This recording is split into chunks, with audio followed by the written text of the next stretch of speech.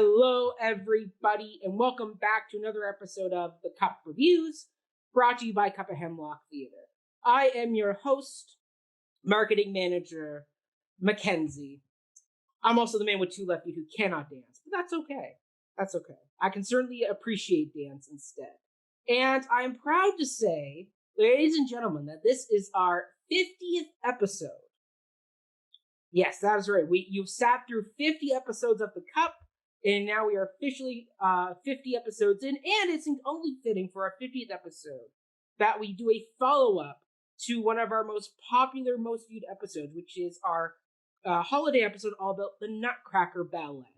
So to do that, we had hinted that we may do this in that episode, but we are returning to the world of Tchaikovsky, and we're talking about his other really well-known ballet besides Swan Lake, and that is Sleeping Beauty.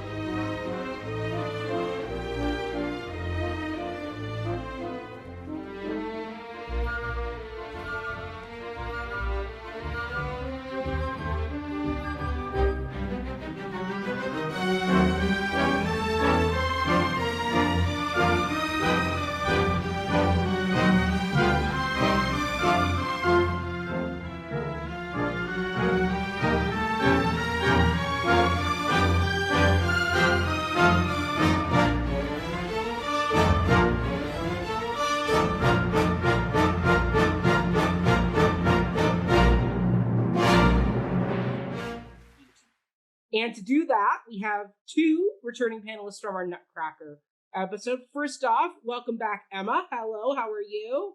I'm great, thank you. Thanks for having us back. Thank you, and I'm so happy to say this time we are recording visual, so you actually will be able to see us talk, versus our last time we did this, and there was no visual, just a bunch of other stuff we had to fill in there, because Mac forgot to hit the record button. After 2 hours of that, he realized, oh no, there is no video. But there we go. But Emma, welcome back. And what is in your cup today? What is in your ensemble? How is your new year started out? That was a lot. I mean, New Year, like, maybe we'll skip over that. But my cup is like solid tea with a little bit of lemon. So that's going well for me. Yes. Yes. Sorry, was there a third part to the question? No, that was it. That was it. You hit it all perfectly. Crushed it. Okay. Crushed it. Off to a great start. Also, welcome back, Anna. Hello. Hello. It's so nice to be here. So nice to have you back. How goes it with your studies? What's in your cup? Well, thank you for asking. My cup here is a round cup, like so, and it has a little inscription on it that says "Some bunny loves you." A little bunny on there. So that's what I'm drinking out of, and it's Tazo Zen tea, I believe, which is like lemongrass with green and peppermint.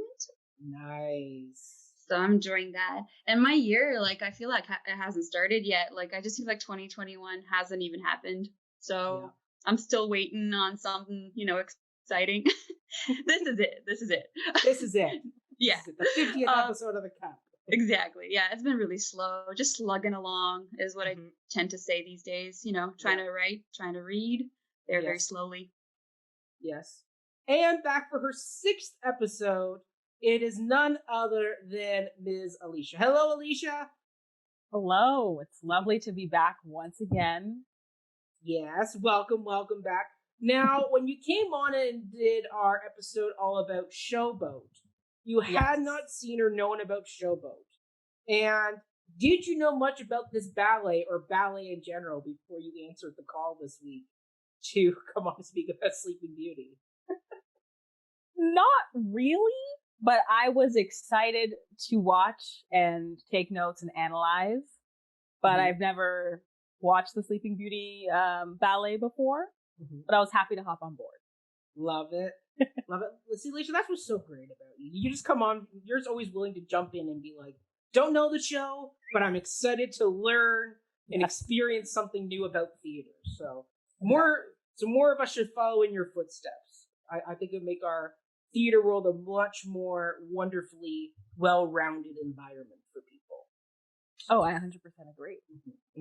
Well, speaking of all this, we can get into this production. Oh, first I will say Alicia, what's in your cup? We never did find out what was in your cup. I was waiting for the good question of what's in my cup today. I'm drinking tea, hopping on the tea train like everyone else, and it's specifically Earl Grey. Very nice. Very nice. Well, tonight I do not have my regular tea. Instead, I'm going for this red motif because there is a lyric from the Disney Sleeping Beauty that says, "Lips that will shame the red, red rose." So I have red all over. I have a red shirt, and I'm also drinking cranberry juice because, I'm an old man that way. Gotta have my cranberry juice. Well, there we go. Yes, the red motif is strong tonight. But yes, let's get into this 2017 ballet production of Sleeping Beauty. It was done by the Royal Ballet, and its original choreography was done by Marius Petipa, and it had additional choreography done by Frederick Ashton, Anthony Dowell, and Christopher Wilden, and it was conducted by none other than Koen Kessels. So there we go. And it starred none other than Marianela Nuñez as Princess Aurora. So there we go. And we're going to be talking all about this other big Tchaikovsky ballet. So to kind of kick things off, Emma, we'll let you start. Who was your cast shout out? Oh, wow. Okay. I really struggled with this because I had a lot. And it's hard for me. Nutcracker was a lot easier because it was the one who played Clara. It was very clear cut. I found it a little more difficult to figure it out. So I'm going to give a few shout outs. My actual favorite dancer was the female Bluebird, who I just learned from looking at the cast list is not called the female Bluebird or a Bluebird at all. So where are we? She is down the list. Sorry, I scrolled. That's okay. I believe Princess Florine, played by Akan Takada. Does that sound... Do you see where that is? It's like low because she's act 4ing it up for us. But stunning. And I think I'm a little partial because I know that variation from my ballet days of the past. It's in there, but I thought she was absolutely stunning. I also want to give a quick shout out to what I also learned is not the witch, has an actual character name in this production. Yes, she does. Yes, she does. We could scroll for it, but maybe someone else will probably mention her because it was a pretty fun role, and I have a feeling she's going to be a favorite. And a third little shout out to the prince, who I thought, they're all apparently princes, but I thought there are quite a few princes in this, apparently. It gets confusing. It's real monarchy over here. But the main prince was lovely. And then final, and I could not figure out who this was on the cast list because I do not remember the sequence, but it was the last of the Lilac Fairies dancers who has the fun variation with all the pointing. Oh, yes. That's the one you want to do. You want to be the one who does all the pointing. I'm a pointer. And in ballet, I was thinking about it. I was like, how rare that women are just pointing at stuff. Like when they're not miming. Just like this, that. Like, I loved it. Yes. So that was wonderful. Love it. So wait, hold on. So Emma, you said you had danced to the Sleeping Beauty ballet. You've done a production of it back in the day? No, I've never done a production of this. Definitely not. But there are so many variations, like these little small dances that happen in it, that going through, and this is really back in the day, but going through ballet exams, you do an enchaînement, so you learn a little solo every single year. And the Bluebird one is quite common. It's one that you learn. There are a lot of variations. So I think like for a lot of people who grow up in ballet, these get into your body at some point or another. And the music stays with you. So I visited them briefly. Un petit peu. Yeah, un petit peu. Excuse me. Wonderful. Anna, how about you? Who was your cast shout out this time around? Actually, I have the same cast shout out as Emma does. I want to shout out the Bluebird dancer. So, well, both actually. So I'm just gonna also scroll because I need to read the names out. So, Akane Takada was like for me amazing, and then her partner as well, Alexander Campbell, was great too. I think like together they had a lot of chemistry, and they had, I think, the most character for me throughout the whole production actually, which maybe is a little sad to say because there's so many good pieces in there. But for me, they stood out in how they interacted with each other and how just like how much personality they had together. So I would say both of them would be my main shout out. I want to shout out also, I mean, you can't just do one. So I'm just going to also shout out Aurora, Marianela Nuñez, who's, I think, always amazing. I haven't seen her recently in things, but I've seen like earlier things that she did on video, not live, unfortunately. And she just seems to be like infallible. Like she just is so consistent, and you can trust her to do all the things, all the choreography, all the technique, plus be really charismatic. So that's I think that goes without saying. And you know what? Why not just shout out another couple, and that is Puss-in-Boots and the White Cat. I enjoyed them as well. They're fun. Yes, they have my favorite piece of music of the entire ballet, which is the once again it goes back to Disney because that's where I learned all this, but it's the Aurora. It's do do do. It's in the movie. It's terrifying because it's the evil siren call that kind of gets Aurora to go prick her finger on the spindle, and it scared me as a kid. But then watching this ballet, I was like, wait a minute, hold on.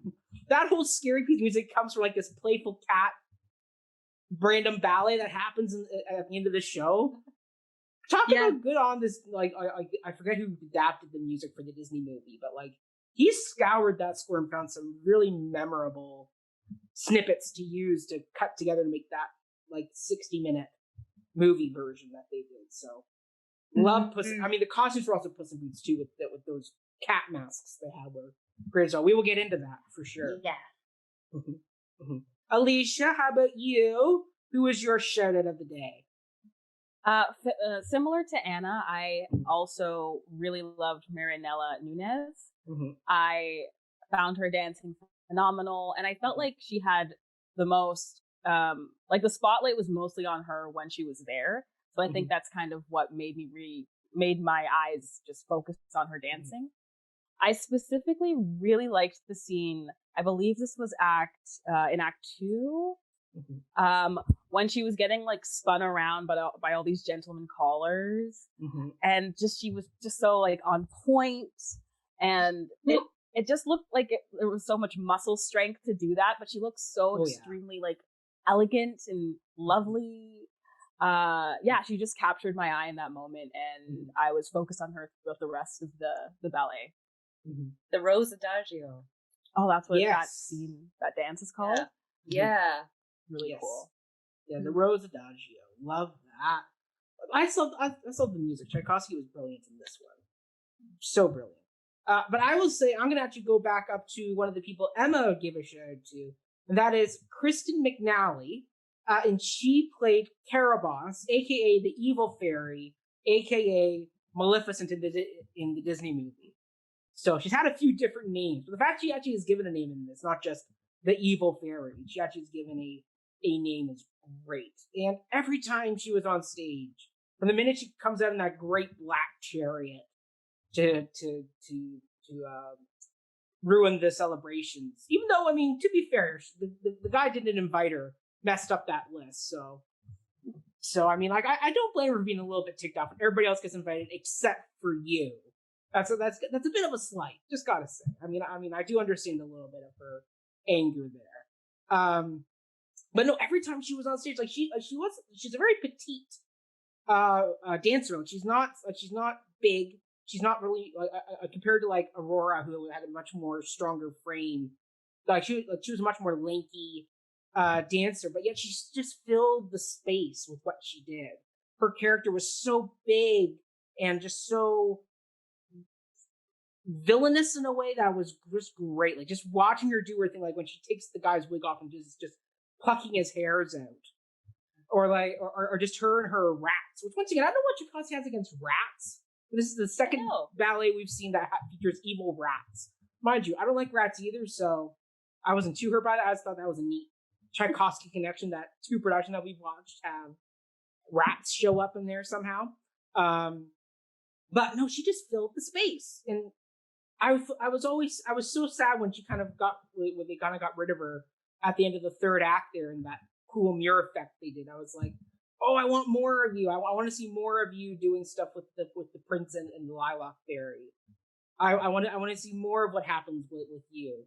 Like, turn into the dragon. Come on, do something here. Like, the fact that her costume though was very Maleficent like. It had the two horns designs that kind of came out at the top of her head there, so like you could see some of that that Disney influence that they took there with the kind of that costume design.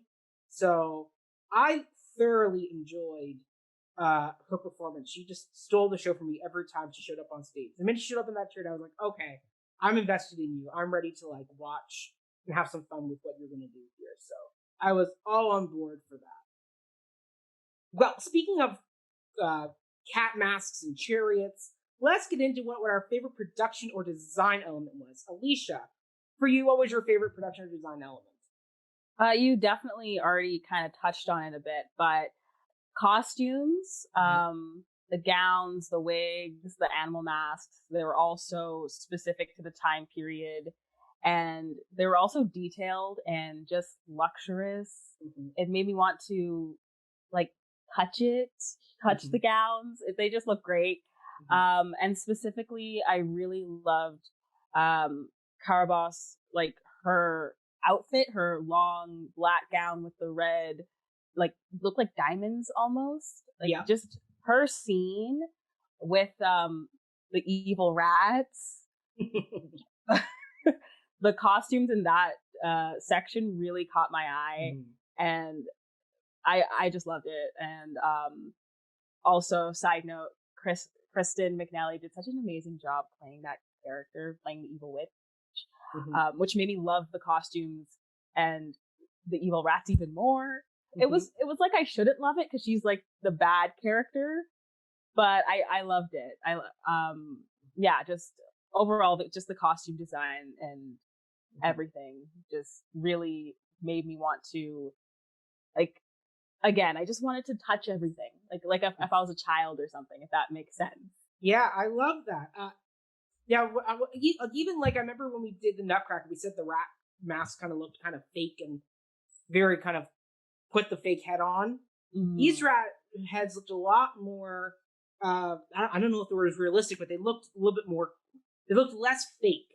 Like when they came out, I was like, okay, this actually is an upgrade rat from what we saw the last time. Like there was an upgrade in this costume. But yeah, the fact even like Kristen had the cane, like that gnarled black cane that she had to move around with, was like just the details, or even like the king and queen, like that corsety wigged queen look that she had to wear was great. Once again, it just told so much about each character. Like even the pompous MC of the court with his kind of ginger, really curly wig. They were just told you right away who he was. There was some beautiful costume design, character building work that was done really well. Anna, how about you? Who was your or what was your element of production design that you really wanted to give a kudos to? Yeah, all right. I'm just running through like my memory of the whole production and trying to remember what made me feel like what Alicia just described, like that sensory like tingliness that makes me want to reach out and get into that world. And you all might want to kick my butt for what I'm gonna say, but in the frame of like costume and design, I didn't enjoy a lot of it, and I'm so sad to say this, but I'm gonna try to pick out the good, and then maybe we'll talk about the bad and the ugly later. But yeah, but I feel like there were some costumes I really did enjoy. So to be fair, I enjoyed those. I think that really brought out their characters and allowed the dancers to showcase their best selves, I guess, or their best character selves. And that goes back again to the Bluebird duo. I found the cat duo was really good at maneuvering its costumes as well. Like they seemed to be really difficult to wear, but they really created like a sense of suspense of disbelief almost, where it did really feel like they were cats, I guess, or cartoon cats, fairy tale ones. So I enjoyed some of those, like duet. There's also, I believe, Little Red Riding Hood and the Wolf, Big Bad Wolf. They show up. Belle and the Beast, I think, show up in there too. Right, there's a bunch. Yes. Right, yeah. So I enjoyed those duos. Those maybe like those divertissement at the end in the third act. I enjoyed those very much. And I'll pick out two more quickly, two more aspects of design and production that maybe are a little bit subtle or a little bit less prominent, but I enjoyed them. And those are the actually the wreaths in the group dance in the middle of the production. I can't recall if that's like the start of Act 2 or the end of Act 1. It is. It has the Once Upon a Dream melody. Exactly. Yeah. Yeah. And maybe the music actually enhanced that for me, because the music is very melodic, and the way that they make geometric shapes with the little flower wreaths just was so soothing. It was just kind of like Tetris, like everything falling into place. And I really enjoyed that. It was just pleasing visually. And finally, last but not least, I really actually enjoyed the carriages they had. So the evil fairy, the Carabosse, she had a carriage of her own that sort of like whooshed her around, and then later on the prince had his own carriage, I guess led by the Lilac Fairy, where I guess they went up into Aurora's sleeping chambers, and that was like a big curl. It was just like a big Baroque curlicue thing, arabesque thing. I enjoyed those because I imagine it's kind of a big task to get those working and make that also seamless and create again a suspension of disbelief where you believe that that's part of the whole set and not just like a machine, like a little car driving around. So I guess there was quite a bit to enjoy. Yes, and I'll stop there for now. All right, perfect. Emma, how about you? What's your shout out? I'm definitely going to echo everything that's been said about Carabosse's outfit. Her rats that were well dressed, and there's a little more integrity to their whole outfit. And yes, I loved her walking stick, her pointing stick, lovely, the whole thing. I will say I watched this while I was like on the elliptical this morning. I watched part one, and I do have to say, I like the one part that really excited me was when she went through the floor. She was just like, "Haha, goodbye." Yes, and I did yell out, and I had these like noise canceling headphones, and I was like, "Whoa!" So that was like definitely my favorite part of the whole show. Thank you, production design element, for that. That was very exciting. And also the mirror crack was pretty fun too. Yes, I love that special effect of her showing up in the mirror and that great, no, my spell is broken, but it's that magic. I would love a whole scene of it. In the mirror. Right? I would love more of like the mirror dance where it's like her going through all these different mirrors watching, because that's the whole magic of that, right? Is that she can see into the different mirrors and see what's going on there. Yeah. I will say, though, for me, my favorite production design was the set painting, like the big backdrops that were used, because this show actually, compared to the Nutcracker that we did before, was very sparse with set. Like there was usually like a staircase or like a throne off to the side, but then the stage was left basically bare for the dancers to move. And that really drew your eye to these beautiful mural fairy tale paintings that were done of these different court settings. And they were just stunning. Like having done at York, we had to take like a scenic painting, set painting class where you had to like be part of a bigger mural and had to match with the people around you so your colors all kind of met together. But like the amount of work that goes into painting those is incredibly time consuming. And the fact that when you do those wide shots with the camera and you see just the exquisite fairy tale, like it looked like a fairy tale. It looked almost like an illustration out of a fairy tale book. Like you picked up the Grimm fairy tale book, you opened it, and there's this beautiful oil-based painting of Sleeping Beauty. Like it was stunning, and it didn't draw a lot of attention. It was just subtly there, layered in the background, just giving that bigger world feeling to it. And and they were big paintings. Like when you realize just how tall that stage is, like the flies that they have to do in there, like big stage, and the fact they had to paint that just blew me away. I was very, very impressed with what they came up with here. So loved that. But let's get into what the weakest part of the production was. Anna, you've already kind of started to allude to some of the areas that you felt didn't quite hit its mark, so I'll let you kick this one off. Oh, I thank you. Oh my God. I kind of really am excited to talk about it, but also I really don't want to, because I know how hard, like as you just mentioned, how hard it is to achieve a lot of these production and design elements and how much work goes into it. So just before I say anything, I want to say, like, I admire all of it so much, and I commend the people that do it. I couldn't even imagine how it would begin to look to create such a huge production. That said, I will now make my complaints. All right, I'm gonna, at the risk of just being contrary, I'm just gonna list a few things that you mentioned, and I'll bounce off of those. There were moments in the production, specifically in the production value, I guess, that just made me want to see more, and it seemed like there could have been more. And a few of those moments, and maybe that's comparatively to other productions I've seen of other ballets or operas, both live and virtually lately. So one of those moments was actually the Caraboss death scene that you mentioned, with the crackling and the and the she dies in the window. That was dramatic. That was awesome. But I almost wish that there was more of a showdown between the prince and Caraboss, the evil fairy. I was hoping that there would be something else, like you said, Mackenzie.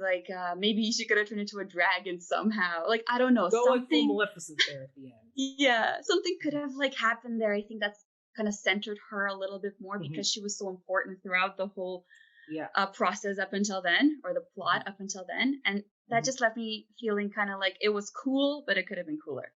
And then as for the scene paintings and the backdrop, beautiful for sure, and classical, right? Like, it really speaks to the 19th century, romantic aesthetic and such. But I do wish, similarly to what I've seen in some other productions, that there was more of a sort of sense of transition of time included into the backdrop. I've seen a really good opera, actually, that created a very slow lighting transition scheme, where day turned into evening and evening into night, and back and vice reversed, and you didn't notice that happening. And for a story like Sleeping Beauty, where time is so important, right? Like 100 years is supposed to pass. I wish there was a little bit more of a sense of a passing of time. And I'm going to try not to rant too much here, but I'm just going to jump into one last point about the set design. Thank you. I have a lot to say. I was really I had a big impact was made on me just through that whole experience of watching. But speaking of the passage of time, there was one costume moment I really enjoyed, and that's, again, understated, where at the beginning of one of the acts, I believe it's right after intermission, one of the intermissions, 100 years passes, and there's the hunting party with the prince, and the women are wearing different outfits. They're wearing outfits that are more, 19th century, I think, or late 18th. Yeah. Late 18th, you know? Yeah, it's more of a different skirt shape. And I was like, oh, that's cool. It's fantasy, but it's rooted in a historical reality. So you can see that 100 years have passed. But to conclude, and to sort of this is my main, I guess, grievance. This is my bone to pick with the production. Aside from that moment and the couple fantasy scenes, fairy tale scenes at the end, I didn't like the costumes. I'll be totally brutally honest. I didn't like the fairy costumes. I thought they looked unfinished. Yeah. It looked like somebody stuck on some flower things, and they were asymmetrical, but not in a intentional way, in a random way. I did, and I think that they prevented the choreography of the dancers to be at the forefront. They distracted from their lines and their movement. That's the point to which they were, I'm going to say this word and I feel bad, but gaudy. I'm sorry, designers. I know that they do so much hard work, but I think that the fairy costumes for me missed the mark entirely, and honestly, so did the prince and princess costumes. Like the prince's shirt top was a little bit, I feel like, a fairy. Like she looks like one of the fairies. So when she came out in Act 2, because it didn't set up the time transition really well, that 16 years have passed, and now she's growing up, and this is the day she's going to prick her finger. I was like, wait, is this another fairy that we're seeing here? Like, totally. You're very right. There was very little to indicate besides, because they all wore kind of those crowns, and they had the same type of corsety with the design with the tutu like look as well. Like, you're right. Thinking about it now, I'm like, you're right. They're actually trying to identify which prince is which, and who is Princess Aurora versus what the lilac fairy versus the blue fairy versus the whatever fairy. It was tough. I agree. Totally.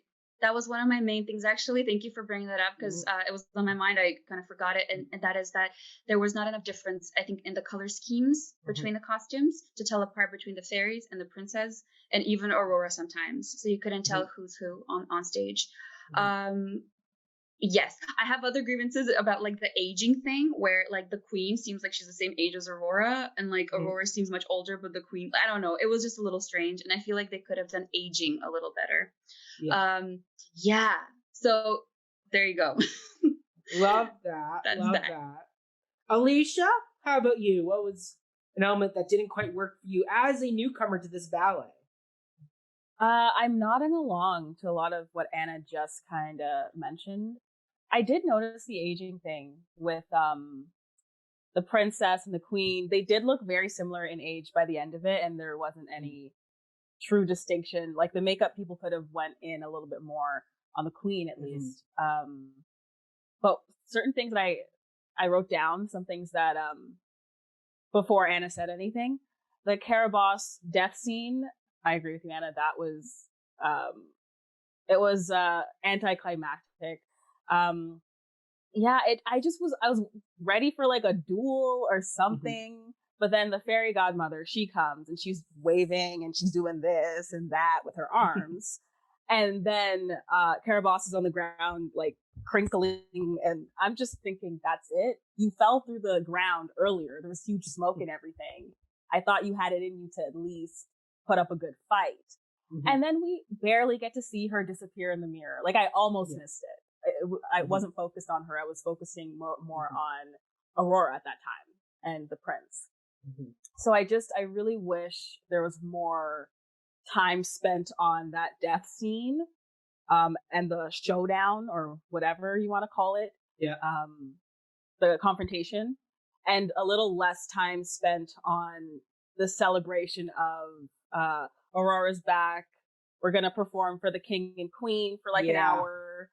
Because I was starting to kind of doze off a bit. I'm just like, okay, another performance. That's nice. But I was really hoping that the Caraboss was gonna make another like surprise appearance. But then she was just gone. She's not dead. Yeah, I was really hoping she would come back, and then she just didn't. She just had such a wonderful opening appearance at the beginning of the show, and then she just kind of, her storyline just kind of trickled out.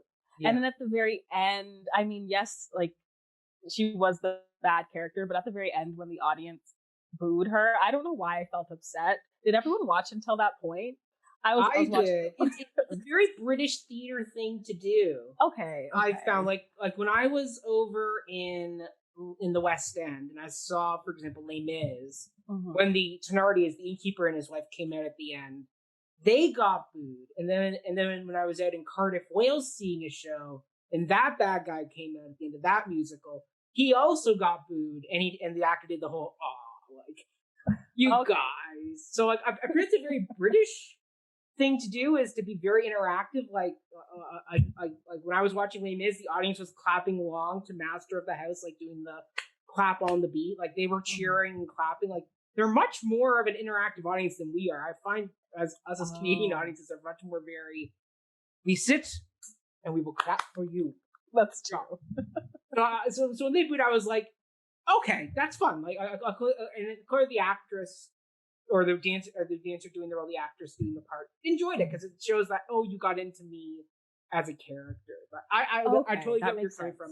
It can be very off-putting when you're in the audience and all of a sudden you're like, why are you booing? We don't boo. Yes, I was a bit caught off guard, but now that I know that that's more of a British thing, then that's acceptable. Yeah. But yeah, those are some of the weak points that I found within the production. Yeah. Emma? Okay, I'm so with you, Alicia. Act 3 and Act 4 are just too long. Like, it is so excessive. I forgot how excessive it was until I rewatched it, especially Act 3. I remember, okay, I'll give a little anecdote. So maybe I told this in our Nutcracker podcast, but I used to watch the Nutcracker like every day when I was 4. You did, yes. I watched the Chereov Ballet. I don't know if I mentioned, I alternated days between the Chereov Sleeping Beauty. I'm like, I'm over it, you guys. I'm not like an advocate for ballet, but I was 4 once, and I did really obsess over these things. So these are the 2 ballets that I watched obsessively. So like, good job that you picked Sleeping Beauty. Otherwise, I'm out. I don't have any ballet history beyond these 2 ballets. But I would obsessively watch, and I do remember always being like, can we skip this part? We're just hunting. Like, this goes on for a while. And I would fast forward that act. So I do remember that. And then I was rewatching it as an adult and thinking Act 4 is so funny. And one of the things that I find funniest about ballet is when they finish a variation by like leaping off the stage. It's like, where are you going? You have to come back and ballet. Like, that is the funniest choreography to me, where it's like you're performing for the court and they're like, "Caw," and then they come right back. I don't know, today that just tickled me. I thought that was so silly. Okay, then I do have to say, when the court was put to sleep and everyone kind of fades away, in my memory I have this beautiful image of like all of these people slowly melting and falling asleep, and it felt like they kept like 8 people on stage out of their cast of like a gajillion for that scene where this is like, this helps me understand what's happening, but they had like a few people who fell asleep and they were just like, I was like, what does that mean? That is so subtle. Why'd you only let 2 people do that? So I thought that was really poorly done. And then that gets me to my main the main thing that really hurt my heart is in agreement with Anna. It's the fairies' costumes were just so wrong. From this ballet that I used to be obsessed with, my childhood hero was what I called the Purple Fairy, because Lilac was too hard. So the Purple Fairy was my childhood icon. I still have a photo of like the woman who did the Kira version as the Lilac Fairy in this beautiful outfit, and just something about being 4. There was purple. It got me. But this kind of looked like, I don't know, like Grandma's kitchen on her tutu kind of thing. Like, it was just so bizarre. And what first upset me was when she was on stage, I hadn't noticed her entrance. I didn't know she was playing the Lilac Fairy. Like, it took me a while to be like, is that her? Partly because of her outfit, partly because of the way it was designed and choreographed. I guess her entrance, I thought that was really sad. Same with all of the fairies. That was really like a key moment. And I remember in like my one frame of reference, in Act 2, she has this long purple dress that is so not ballet, like not traditional story ballet that we're used to seeing. It's just the tutu the whole time. I mean, there's one after where I believe she had a romantic tutu, like the long, flowy ones, and it was still in a beautiful color purple. The other one, it was just like a straight gown in purple. And I remember being like, this lady, stunning, at 4. And so I just thought about it this time. I was like, oh, if I'd watched this version when I was 4, I probably wouldn't have been hooked. Yeah. My hero is not very special in this production. Yeah. So, actually, we've all kind of touched upon what my biggest complaint or weakest element of this production is, which is the adaptation of this fairy tale, which is, it was so bloated. Like, the first 2 acts are great. My only complaint about the second act is we didn't really set up that, 16 years, Princess Aurora's grown up, we're good to go. Like, the first 2 acts were the strongest. And then the third act was a lot of hunting. And then I was like, okay, so where's the thorn bushes? Because like that's part of the original fairy tale is the prince needs to allow a fairy to clear the thorn bushes to get to Princess Aurora. That's part of the spell, basically, that the evil fairies put upon the castle is these living thorn bushes basically come and trap other princes who have tried to come through. And I mean, and just the fact that like they cleared all that really quickly. She didn't have like the Carabas, the Maleficent fairy, didn't have a great death scene. It was very kind of, oh, we're okay. And then the kiss came, and I was like, really, we're at the kiss already? We still got like another like 45 minutes to go here. What the heck are we doing? And I was like, okay, now we're gonna have all these fairy tale creatures come out and do their presentations. I was like, not needed. Like the ballet should end with kiss, Aurora, Prince, ballet duet. Maybe each of them get a single solo dance moment.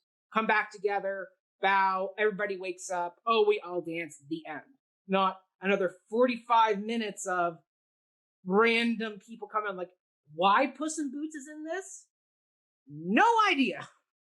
Like, he's just there, and it's like, what was going on? Take that time you took in Act 4, give it back to like the third act, or do something, or trim it. Like, you could cut about 30 minutes of this ballet out, and you would have a much leaner, cleaner, tighter story that would be just as compelling to watch. Like, by the time we got to Act 4 and they were starting to do all their presentation stuff, I started looking at the runtime being like, how much longer is this? Like the only reason why I enjoyed Act 4 so much was because it had a lot of the Disney music that I knew showing up. So I was able to do like the Where's Waldo of which part of the show did they take the main score from.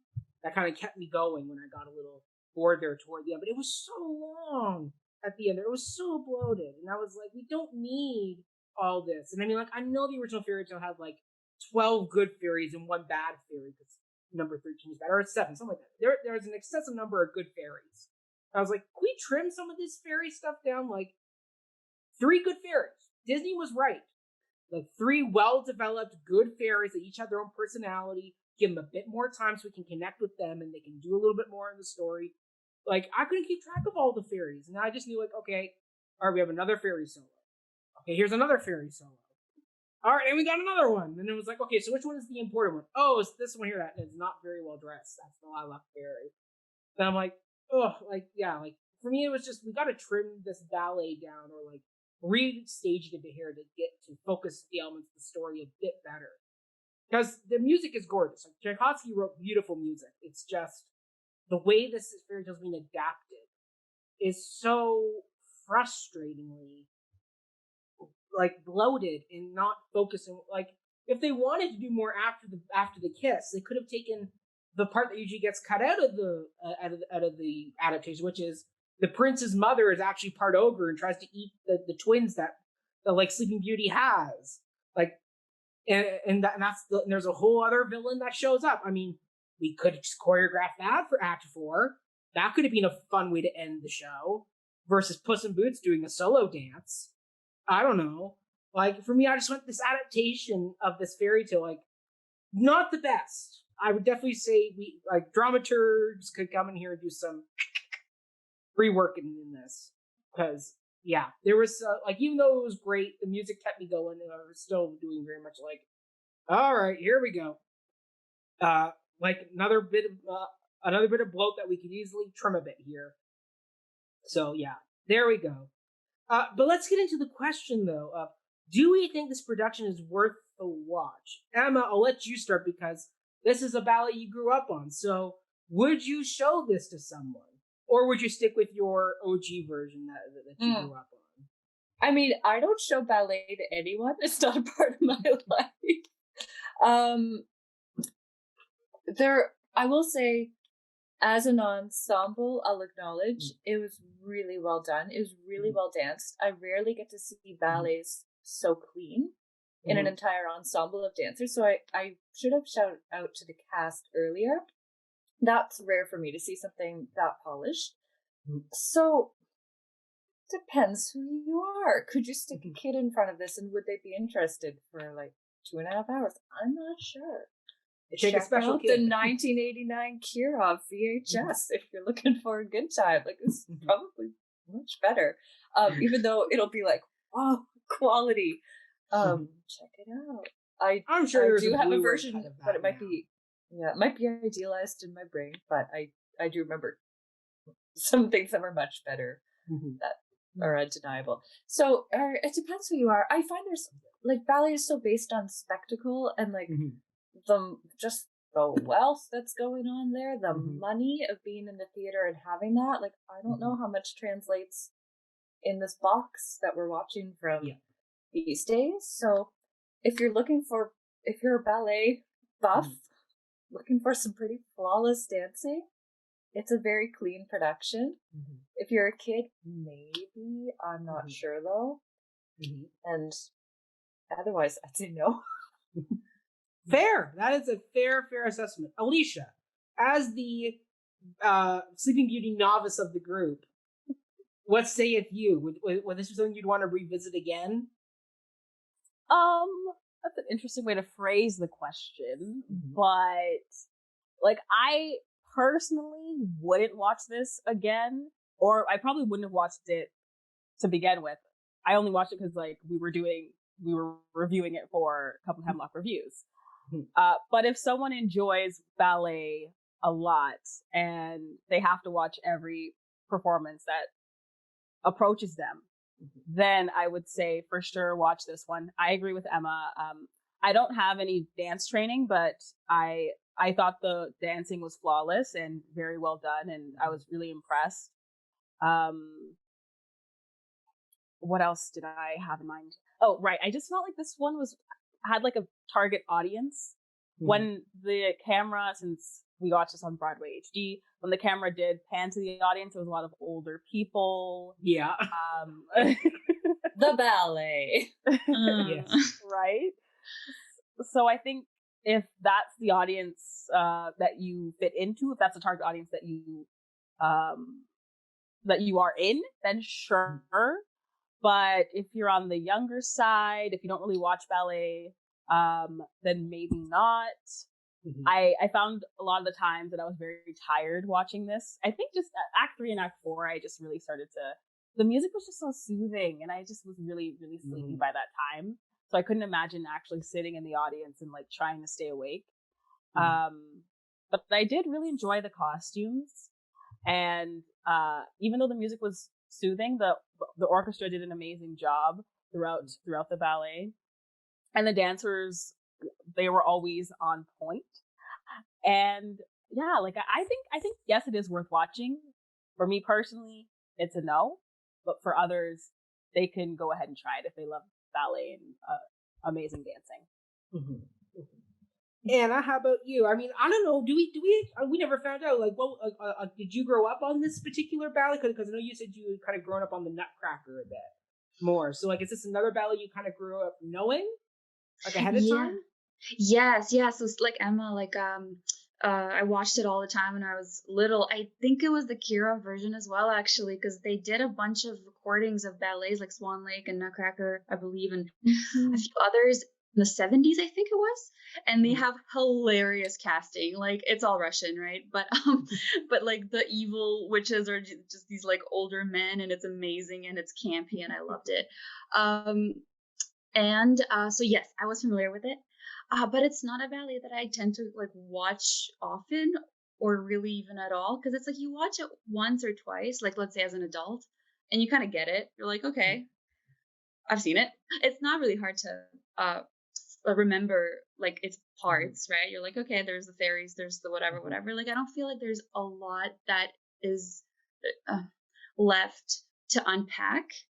It's like really, like you said, I think the word bloated, it kind of works to describe it, because it's really like straightforward with the plot, really minimized. Like, ballet is not famous for its good plots anyways, but storytelling's like not the biggest strong suit, but yeah, like I think I just kind of have it in the back of my mind, and like I do dance history research at school, so even there, like I don't really feel the need to constantly revisit that, and I wouldn't recommend the ballet to others, to be honest with you. Like, it wouldn't be my go-to Like honestly, neither would the Nutcracker or Swan Lake. Like those three are really, really famous, but I feel like there's things there that just like don't really translate well today. Mm-hmm. So they're like time capsules, right? They're moments in history, and you need a lot of context for that, or a lot of changes need to happen for it to become more interesting and more appropriate for a contemporary audience. Also for children, like I wouldn't necessarily like sit a child in front of like a 3-hour ballet. Like, I don't know. Yeah. Not really my first thing to, like my go-to thing. There's lots of like more interesting shorter ballets I would show like or recommend to people. Like Firebird is a really cool one. But anyways, that's like a whole different conversation. But I would recommend the score. Like what I would do, I think, is I would just say like, and I feel like I probably have done this before, like as in, just nerding out with friends, listening to the Sleeping Beauty score, like while you're cleaning or folding laundry. That is nice. Like it really is soothing, like we talked about before, and lovely. Like I just think it's a really nice, pleasant and like I don't know, like it's almost like reflective, almost musical score that can really get you into a creative mindset. Like I would recommend it for people to make art too, like to paint or sketch to or something. You don't need to watch the whole ballet. You can just listen to Tchaikovsky's music. Yeah. I mean, I will say for me, this is the one ballet I've always wanted to see because of the score. Like this, like as I said before we started, but I grew up watching the Disney movie Sleeping Beauty because I bought the VHS. That was my first big purchase as a kid. $25 at Sears. Still have that VHS somewhere in this house. But like the score, and my parents told me how like this is like the music is part of a ballet. Like it was written by Tchaikovsky, and he wrote a ballet version, which is a dance version of this. And I've always been intrigued about seeing it because I've never seen it. So this was the first time I actually finally got to see it. And because of how bloated it was, I was a little bit deterred because I was like, well, maybe I have to go see this live to really kind of get a final assessment of, does this live up or am I really just in love with the score? Because I do love the score. Like today I was working, mowing the lawn and such, and I had the score on, like the whole, bump, like the fairy music, and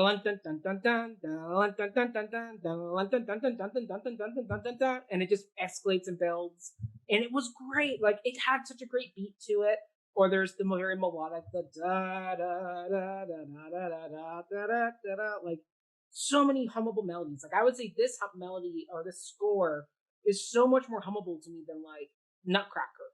Like Nutcracker has there's the very famous dun dun dun dun dun dun dun dun dun dun, or the sugar plum motif. Those are kind of the two that jump to me right away from Nutcracker. But this one, I can think of so many different melodies and bits and pieces that I could hum right now. That is just so expressive. So for me, like I agree with you, Anna, that just listen to the score. To be honest, like still watch the ballet at least once. I would say if you like the score, if you listen to the score and you like the score, watch the ballet once because it gives you the full picture of what Tchaikovsky was going for, like why he wrote this 2.5-hour ballet or 2.5-hour bit of music. You now finally get to see what's going on because your mind can give you so many different images when you hear this music that like I kind of go, just watch it once, and if you like the score, just keep listening to the score because I know I do. Like when I'm in the kitchen, I always put on the fairies and the kitchen music from because it's once again it's just so like boppy. Like it's just you're moving your things around, you're cooking, you're stirring, and I mean like I wish I had a magic wand so I could actually like have some like of the things do it by themselves. So like I do love the score. The score for me is the highlight of this ballet easily. It's the score. But yeah, like I would say if you like the score, watch the ballet. If the score does nothing for you, then you can go ahead and skip ahead. So there we go. All right, let's get into some more what we call these play or text-based questions, but there really isn't any text this time, so more ballet-focused questions. Let's put it that way. So first off, we have the Nutcracker and Sleeping Beauty both have very similar plot structures with plot heavy first bit, and then toward the end it kind of has a bit more of an episodic 2 dancers, 1 dancer solo bits toward the end. So between these 2 ballets, which do we feel communicates a story more effectively? Emma, I'll let you start this one because, as you said, you watched both on a daily rotating basis. So, like, looking back, and also we can look at the 2 productions that we just saw with the Royal Ballet. Like, which do you feel does a better job with its storytelling? I mean, the 2 that we've watched, these particular versions, I definitely think. I mean, the Nutcracker, there's so much more that happens. Yes, there's a lot more excitement. This really is a stretched Sleeping Beauty, this particular one that we just watched. So for that, I would definitely say the Nutcracker really gets across its plot more effectively. That said, please listen to our previous podcast episode because I do have a lot of feelings about the plots in the Nutcracker, and do hope they've used this year to re-choreograph some things. But I do think they get across what they got across more effectively in the Nutcracker. Just major flag there for anyone listening. Yeah. Alicia, Alicia, how about you? Well, I wasn't on the panel for the Nutcracker, but I did peek in just a random scene just to get a vibe of the ballet, and I already kind of connected with the Nutcracker more, and I think it's just because everyone roughly knows the Nutcracker. It's also like around Christmas time, so when I was watching when I did watch the little bits and pieces, I saw the Christmas tree and like the little Christmas decorations, and I already immediately connected with the set more than Sleeping Beauty. So just from, if anyone is like watching or listening and relates to what I'm saying and just doesn't necessarily watch ballet or anything, I would already be recommending the Nutcracker. And I feel bad because I watched the full Sleeping Beauty, but there were just times when I wasn't really sure what was going on. And I think that's just because, as we mentioned, it was a bit bloated. So I was kind of getting lost in the bloat, I guess. Emma brought up a really interesting thing about how one of the good fairies were putting the court's people to sleep. I had no idea what was going on in that section. But when I took a look at the 1959 Sleeping Beauty, and I also read a little snippet of the original story. Yeah, because Mackenzie shared with us the actual story just so we could all get refreshed. I realized, like, oh, that's what she was doing. I did not know she was putting them to sleep. So just certain things I think weren't conveyed the best in this production. But again, I would like to emphasize I have not seen the Nutcracker like that. So this is all kind of my weird biased opinion on that answer. No, that's great. No, that's a great viewpoint from somebody who isn't as familiar in the world of ballet and dance. Like, that's a really great perspective to bring in. So thank you. Don't ever apologize for that. Anna, how about you? Like, what was your recommendation between the 2?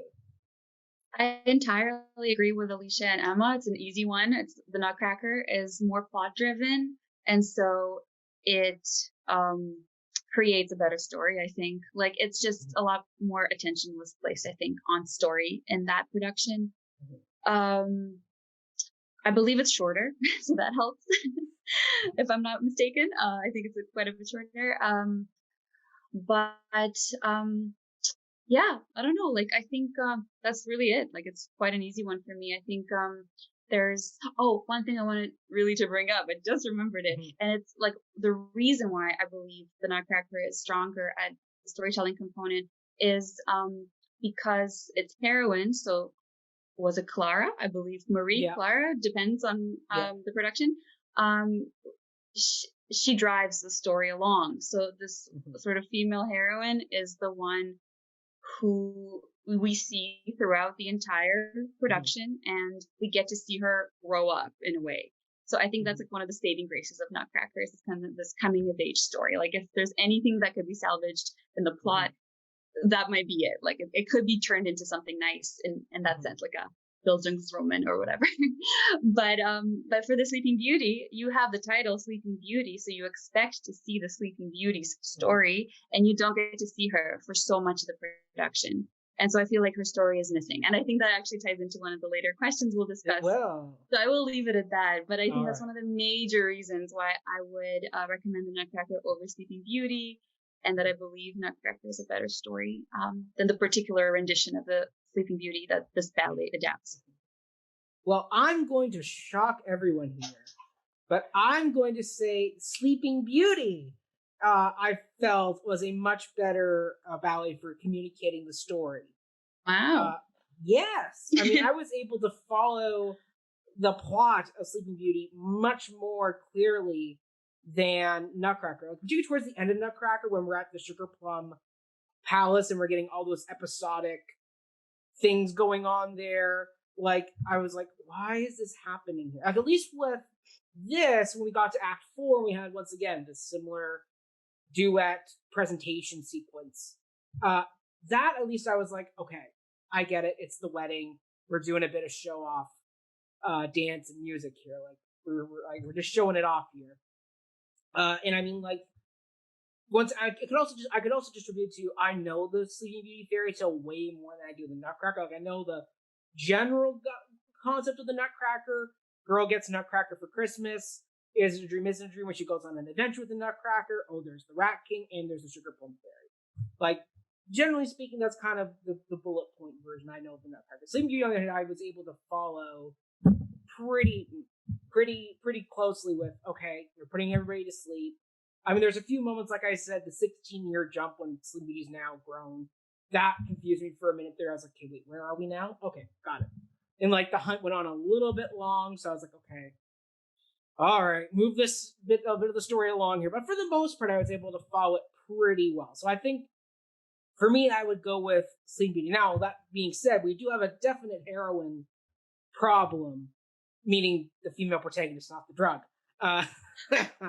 But yes, right? I mean, you never know. Somebody may want a clarification on that. But yes, yeah. Our female lead, there is a slight issue with the original fairy tale, the fact that she is very inactive and is kind of like, if you took out Act 4, she'd only really be in the second act, and that's it. We will get into more about what needs to be done with that to adapt that further. But yeah, I would say if a toss up between Nutcracker and Sleeping Beauty, I would go with Sleeping Beauty for now. But mind you, if I see another Nutcracker that's really good at clarifying the story for me, then my answer may swap again. But at this point, I'm going with Sleeping Beauty. But there we go. Making me question everything. Oh, good. Wait a second. I do like when I get to do that to people. That's half the fun of these conversations. Somebody brings something up and it's like, oh wow, right, okay, yes. New thought. But there we go. All right, let's get into the next question, which is, so Sleeping Beauty is one of the more frequently adapted fairy tales. Like, if you go on the Wikipedia page, they have a section for dances, for TV, for movies. Like, this is a very common fairy tale that gets adapted throughout its long history. So how does this ballet compare to other adaptations of this fairy tale?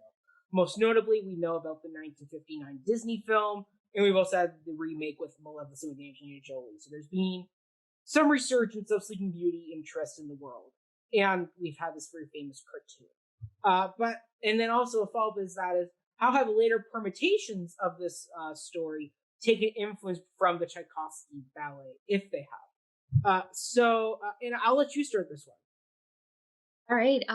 First, can I just say, like, how much I appreciate how much you love the cartoon, Mackenzie? Like, I'm so amazing. Like, I'm also of that. Like, I'm in that camp as well, because I watched it for the first time and I was like 3.5, probably. Yep. Yeah, and it was like one of the first ones. I was learning English then. I was born in Ukraine, and my family was living in Hong Kong then, and so actually the English was the language in our community, and I was like learning English through that cartoon and other Disney cartoons. So it's like very nostalgic for me, for sure. Yeah. Even though, like, of course, I think to answer like the last part of your question, the 1959 Disney cartoon takes a lot from the Tchaikovsky ballet version. I think that it carries with it some of the shortcomings, like some of the plot holes. I won't bother Aurora going into has them 16 lines in that entire cartoon. Yeah, like exactly. So there's a little bit of like a strange, well, not strange, like it's just like a little bit of like a bummer, I guess, in a way. When you're grown up, you're like, oh, really enjoy this when I was a kid, but there's like plot holes all over the place, and just like I guess things are skimmed over, right? Where they could be developed a little bit further. Yeah. So we skip that 16-year time span very quickly, and it's very quickly sewn up with Maleficent's men were not looking in the right spot. They kept looking for a baby for 16 years. Yeah, how funny. Like, that solves the entire 16-year gap of history. Yeah, like how hilarious. Like you notice, like I'm just like, sort of imagining the script meetings like in 1958 of Disney, like writers and whatever, and they're like, yeah, we'll just like put a Band-Aid on this, like just ignore that, like whatever. It must have been like hilarious at that time for them. But yeah, so I did enjoy that very much. I think I noticed now that it borrows a lot from the ballet, so like some parts are like a little bit meh, but I really appreciate the way that, as you mentioned in the beginning, the music is like transposed or adapted into the cartoon 1959 version to create a sense of character. So each of the characters has their like theme, like their leitmotif, I guess, and they're totally different than the ballet, right? So I watched the ballet later on, probably when I was like 6 or 7, 5, 6, 7, Kirov recording, like Emma. And so that was, again, like surprising to me. I didn't realize that some of the, like the cat duo, the Puss-in-Boots and White Cat, are totally different, like scenario in the cartoon, right? That's the like creepy Maleficent theme. Yes. The creepy pricking the finger theme. So I think that's actually really fun. I appreciate that sort of original use of the music. Am I answering the question? Is that like, can you repeat some of the Yeah, for sure. So the main kind of question was, how does this ballet compare to the other adaptations of the fairy tale? How have later permutations taken influence from Tchaikovsky's ballet? Right. Okay. I think that's covered most of the bases there. Yeah, like for the cartoon, like that's that, I guess, right? I still kind of like it. It's really nostalgic. I just want to mention one thing, and that is, okay, so I have Disney Plus, the channel, right? Yes. I pay for it, and I pay dearly, so every month. And I got it so that I could watch The Simpsons, but I'm also sometimes digging my toes into Disney movies again, just for nostalgia's sake. And I went right in because of this question that you brought to us prior to this podcast, and I watched Maleficent, the sequel. Yeah. And it wasn't it for me. I don't know. I just nope. I agree with you. Trust me, I could go on a whole rant about those Angelina Jolie movies. She was great.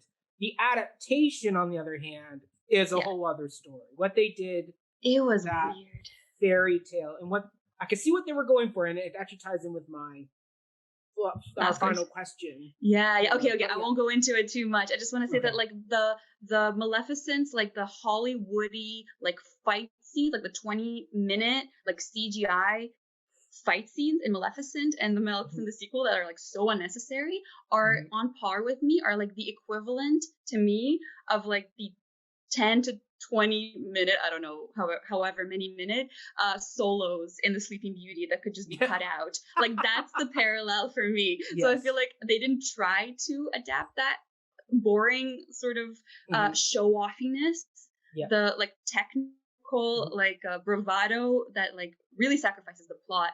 They didn't try to borrow that, but they still like they carried it over in a different way. So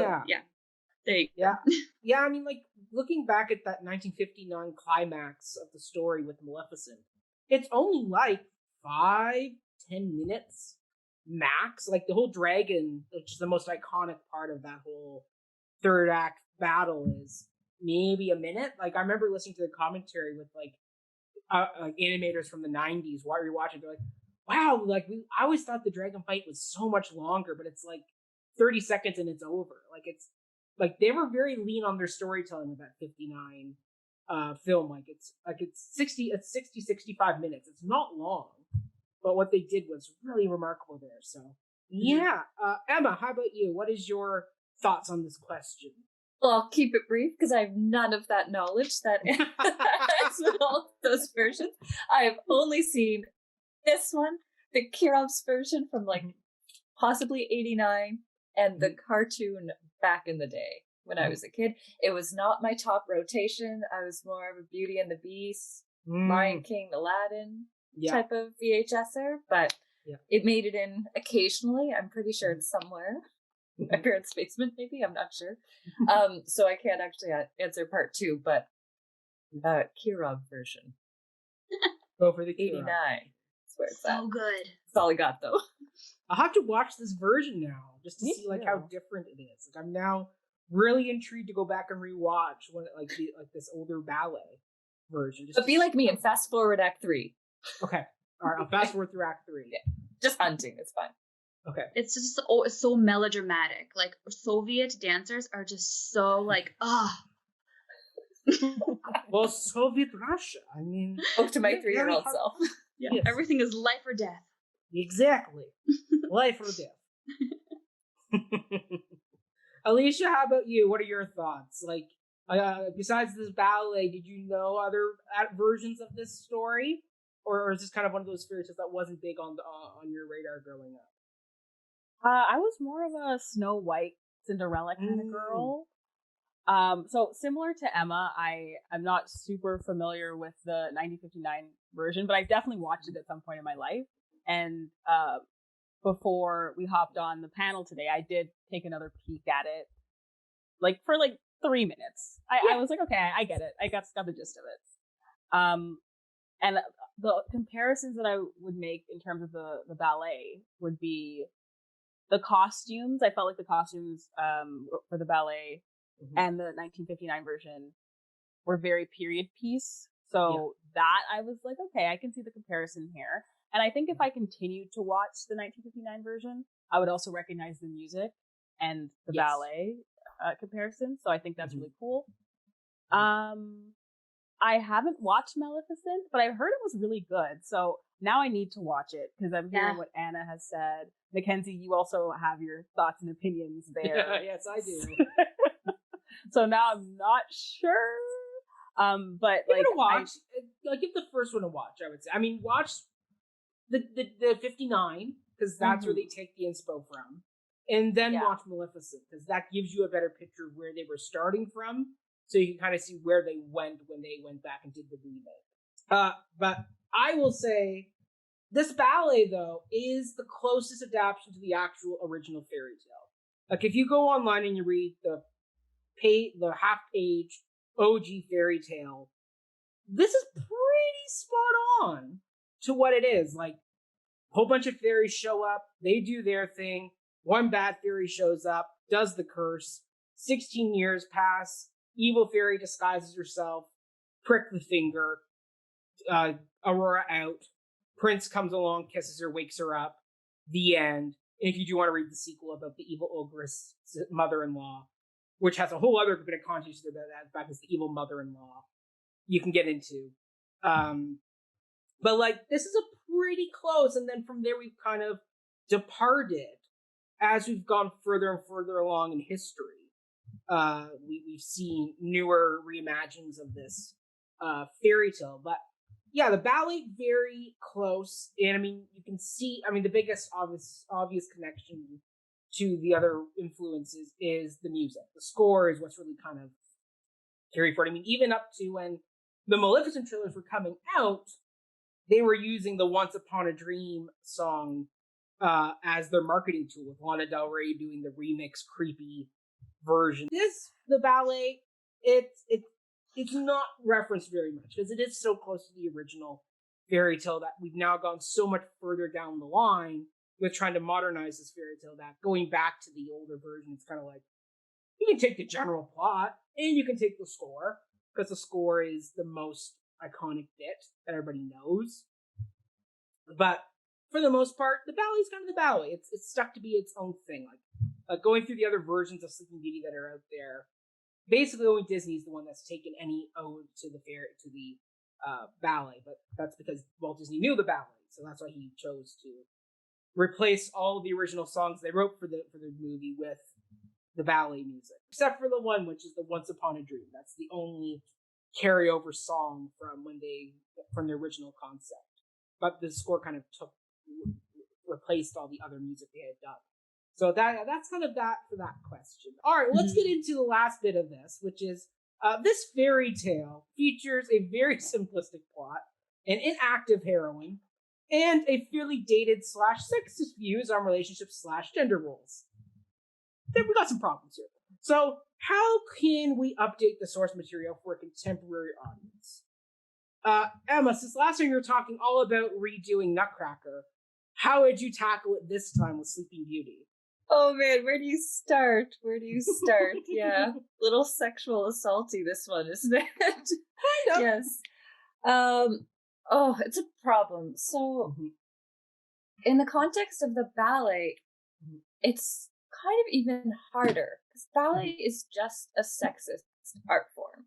Like, part of my soul dies when I watch ballet because it's just the gender divide is concrete. It's woven into the movement material. It's woven into what is on their feet, how they're either constricted, how they're idolized. It's in the fabric of what ballet is. So what can be done really from this like starting place is just where my depressed head goes. But maybe we can think through, there's so many problems. And yes, like the Nutcracker, which is just dealing with some serious racism issues that I hope are being solved, but like, will they?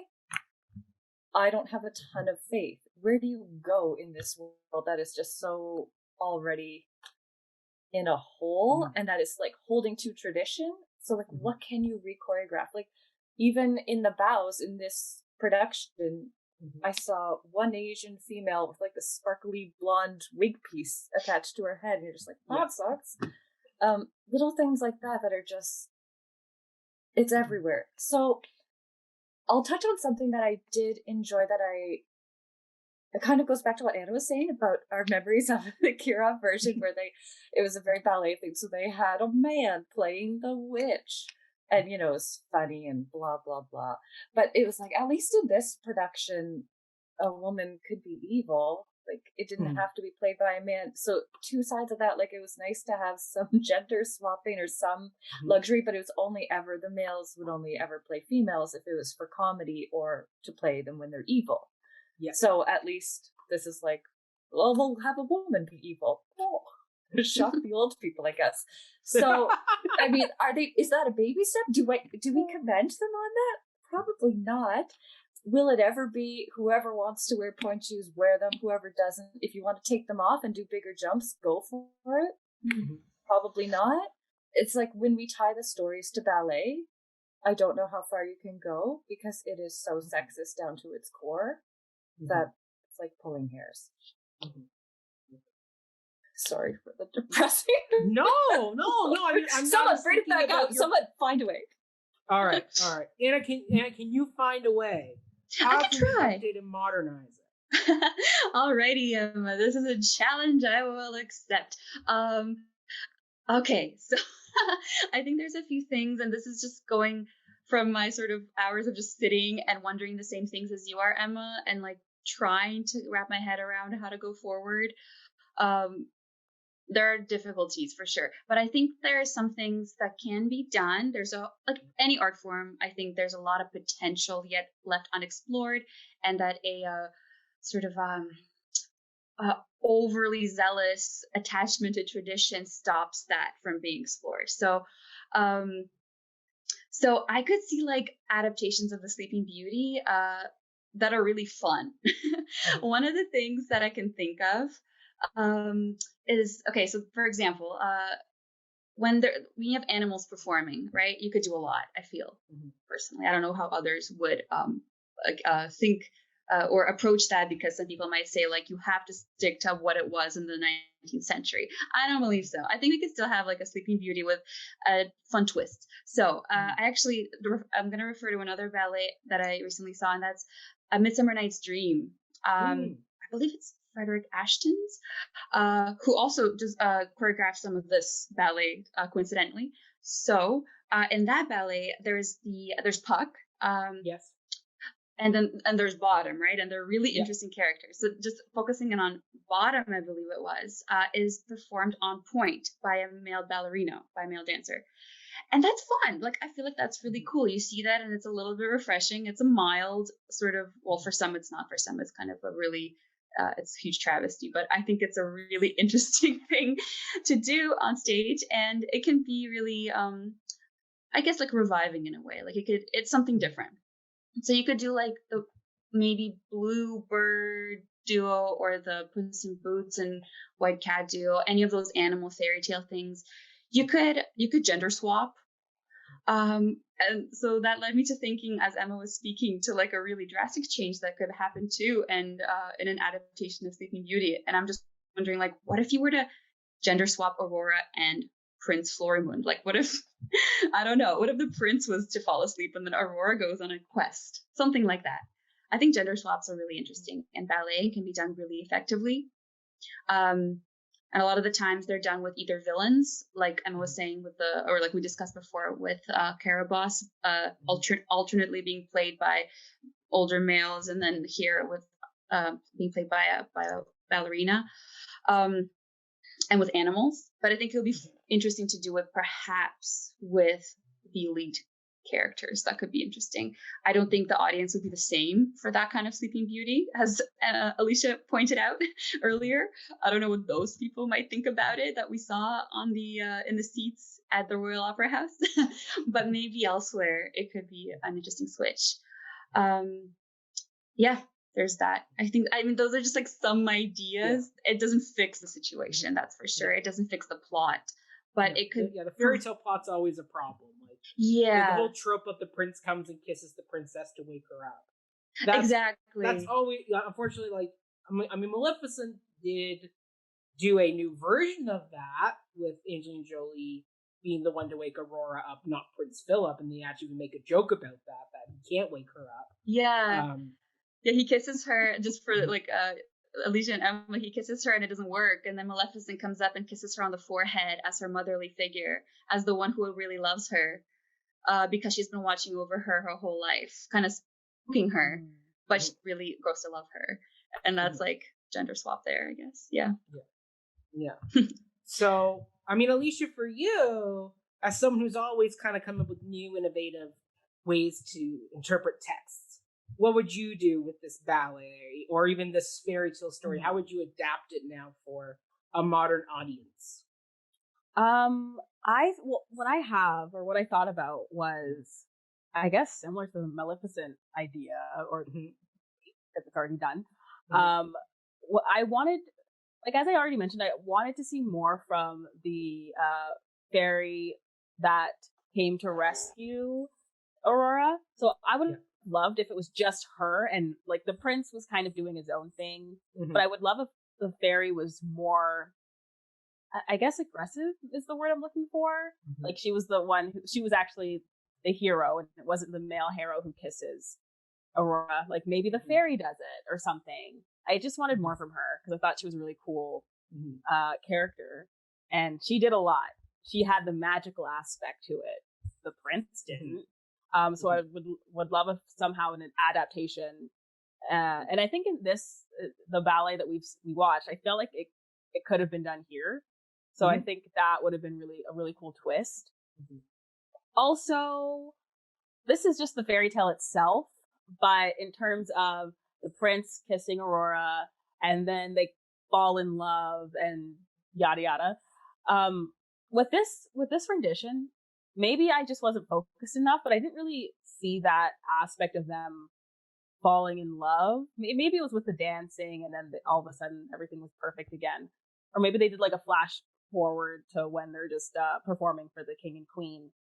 But yeah, I don't know. I think it would be a really cool idea if, let's say, the prince rescues Aurora. That does happen, but they don't really fall in love. They just become like really cool friends, go separate ways. That he did that one really cool thing for her, and that's it. They have a really huge party to celebrate that she's awake and alive. I think that'd be a really interesting adaptation. Maybe they eventually, a couple years down the line, they fall in love because they realize like, hey, you rescued me that one time, and we still have that whole like fairy tale aspect. But you don't have to marry someone just because they kiss you and they wake you up from the dead. You don't have to do that. That's kind of where I'm getting at. Yeah.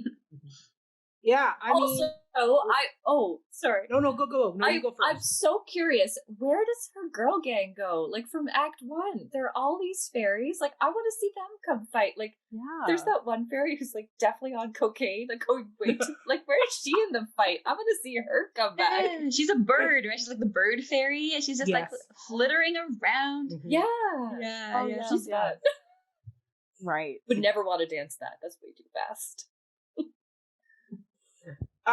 Yeah, I mean, once again, this kind of what I was alluding to earlier in the last question of the way we keep adapting this fairy tale as we go along is a really interesting thing. And I think both the 59 story and the Maleficent remake both improved on elements of the story, and they focus in different ways. And I think you could take some of those elements and get them back into the fairy tale.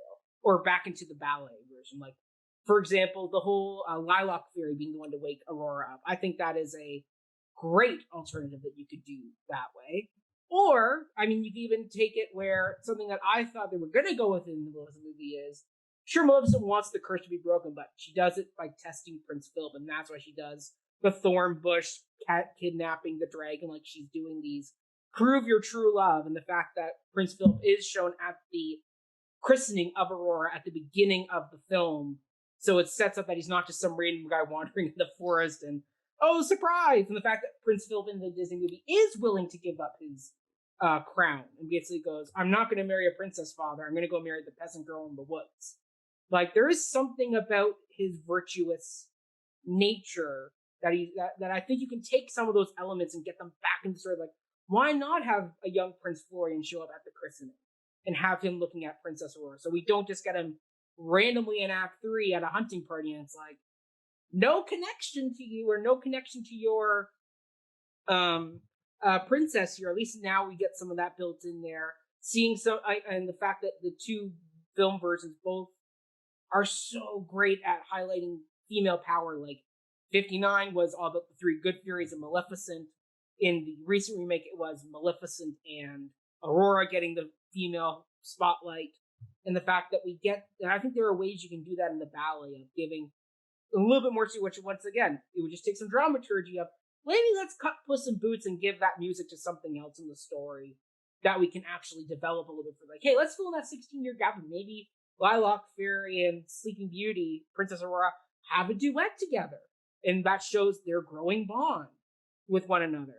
That sets up why Lilac Fairy will be the one who ultimately is watching over Aurora for these 100 years, and ultimately she's the one that is able to break the spell at the end. Like, I think there are really subtle touches and ways you can take elements from these films that you can really kind of add to the ballet and adapt the ballet in that way. Like, you could really do some really cool stuff here and really highlight Aurora in the Carabas and in the Lilac Fairy. Like, there is some really good elements you could take from those other adaptations that highlight the female power that the story can have if you're telling it correctly, and adapting it further. So, yeah, I do think there's potential here. You just got to do some reworking of it. And I mean, if that means you got to cut a little bit of the score and do a little bit of what the Disney did, where they took the best elements or best motifs and honed it down a bit, so be it. I mean, as we've all said, this ballet's been around since the 1800s or whatever, early 1900s. Like, we've lived a long time with the current version we got. I think it's okay if we start subtly doing some tweaks to the story and giving it a new bit of life, because I think that's why this fairy tale is so well adapted, is because it is such a blank slate. Like, there's no second act to the original fairy tale. Like, Act 1 is fairies come, they bless the baby, evil fairy comes, places the curse, prick the finger, Sleeping Beauty out, 100 years, Prince kiss, the end. Like, there's a lot of stuff in there that you can add and change to that story. I think that's why it's so open for adaptation, is because you can take certain elements and readapt them. So, yeah, I mean, I think there's something here. I think we all put our heads together and came up with a new ballet. We can come up with something really cool. I am full on in support of that. Let's do it. Let's write a new ballet. Do it. There we go, everybody. We've made it through our 50th episode. Now, if you would like us to come back to finish our Tchaikovsky trilogy with this panel for Swan Lake, let us know. That could be a way to end all this as we get to the third Tchaikovsky, because we've done 2 now. It seems only fitting we do a third. But in the meantime, though, let's find out where we can find everybody on the socials, because I'm sure people will have a lot to talk about and say. So, Emma, where can people find and follow you? My socials, not super happening, but do come to my website, emmakerson.ca, EMMAKERSON.ca. Perfect. It's linked in the bio below. Perfect. Alicia, where can people find and follow you? You can find me on Instagram. My @is Alicia Plummer. You can also follow me on TikTok, which is my @is Hi Alicia by Alicia. Love that. So punny. Wonderful. And Anna, where can people find and follow you? I'm a bit scattered online, but I do have a personal Instagram. Feel free to follow me. It's at Rocco Compost. Wordplay. So it's ROCOCOMPOST. And also, yeah, if you look up the Center for Drama, Theatre, and Performance Studies at University of Toronto, you can find mine and Emma's profiles on there. And I do believe that my socials are linked there as well. I have a little website too. So check me out at the Center for Drama. Love that. We most certainly will. And you can find and follow me at Mackenzie Horner. Also, on social media platforms, you can follow my podcast, Before the Downbeat, where we are talking all about musicals. We would have just released our episode all about Urinetown. That's right, a musical all about where people have to pay to go pee is the one we just talked about. Great comedy show. Very funny. Actually has a lot to say politically. So check that out. But in the meantime, everybody, we will say adieu. For the time being, go on over to Disney Plus, watch the Maleficents, watch the 59 films. Let us know your thoughts. If you watch the ballet and have some thoughts about the ballet and ways we can update the ballet, let us know that too. Our comment section's always here to take your suggestions and thoughts. But until then, everybody, stay healthy, stay safe. Thank you to my amazing panelists who joined us for our 50th episode. We will see you in episode 51. Thanks. Bye.